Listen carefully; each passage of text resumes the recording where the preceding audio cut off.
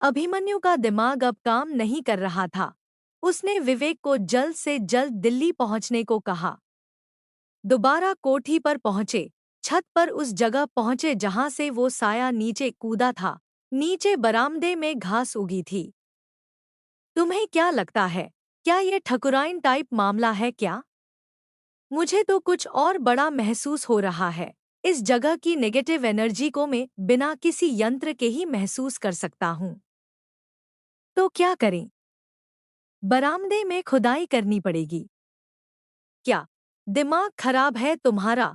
ये घनश्याम दास जी का घर है। यहाँ तुम्हें घुसने दिया ये बहुत बड़ी बात है। वो भी इसलिए क्योंकि मैं मामले की जांच कर रहा हूँ। सोच लो, कुछ बहुत खतरनाक मामला हो रहा है यहाँ। अभी नहीं माने तो आगे पछतावा होगा। तुम्हें इतना विश्वास है, अगर मैं अपने यंत्र यहाँ ला सकूँ तो मामला साफ होगा। मगर इस जगह में गजब की नकारात्मकता है, ऐसा पहले कभी महसूस नहीं किया। मैं कोशिश करूंगा। अभिमन्यु कमिश्नर ऑफिस पहुंचते हैं। सर, वो मुझे घनश्यामदास जी के घर में तलाशी और खुदाई करवाने की इजाजत चाहिए। क्या वो कोई चोर उचक्के थे क्या जो खुदाई करनी है?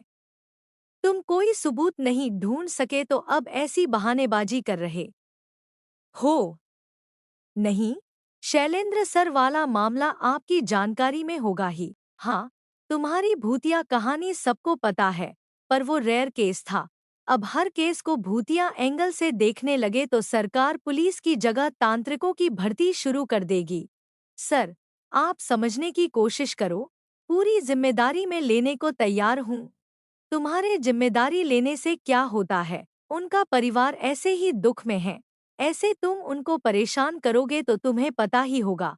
एलजी से लेकर प्रधानमंत्री तक सब तक पहुंच है उन लोगों की। कानून की नज़र में तो सब बराबर ही होते हैं ना सर। बहस मत करो। चलो आखिरी बार दे देता हूँ इजाजत, मगर कुछ गड़बड़ मत करना। मेरी कुर्सी ना खतरे में आ जाए। नेता से लेकर अधिकारी सब कुर्सी बचाने में रहेंगे तो देश का क्या होगा?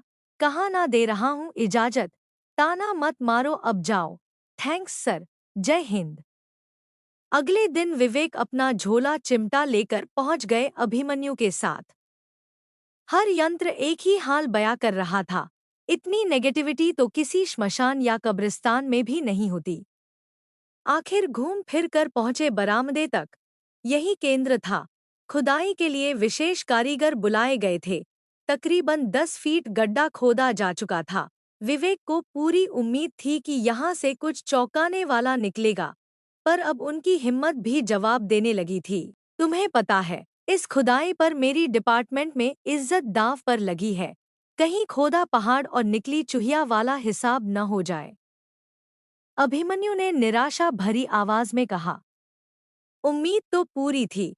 हमारे यंत्र कभी गलत जानकारी नहीं देते। कुछ तो गड़बड़ है यहाँ। विवेक की आवाज भी निराशा से परिपूर्ण ही थी। साहब, और खोदेंगे तो पानी निकल जाएगा। अब रहने दे क्या?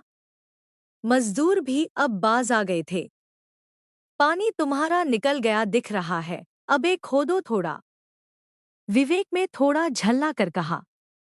अभी 4 फावड़े ही मारे थे कि कुछ गेंद टाइप निकला। पूरा निकालने पर ये एक मानव खोपड़ी थी।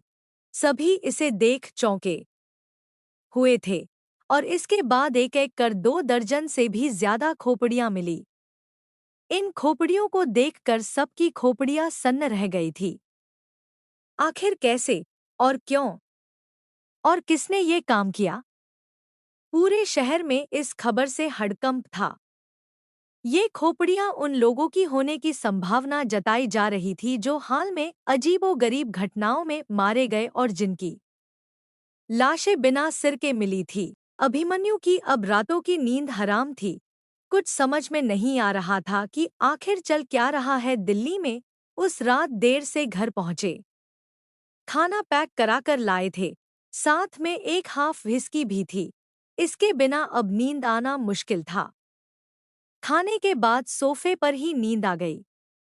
अचानक वो भाग रहे हैं। बेतहाशा बहुत से लोग हाथ में मशालें लिए पीछे भाग रहे हैं, सांसें फूल रही हैं और डर पैर रुकने नहीं दे रहा। अचानक किसी ने हाथ थाम कर उसे खींचा। ये वही साया है। एक बड़े से पत्थर में बनी दरार के अंदर उसे छुपाया। तू यहीं रहना सुबह तक। पहली बार उस साए की आवाज सुनाई दी और फिर एक झलक चेहरे पर पड़ी। चांद की मध्यम रोशनी में, माँ।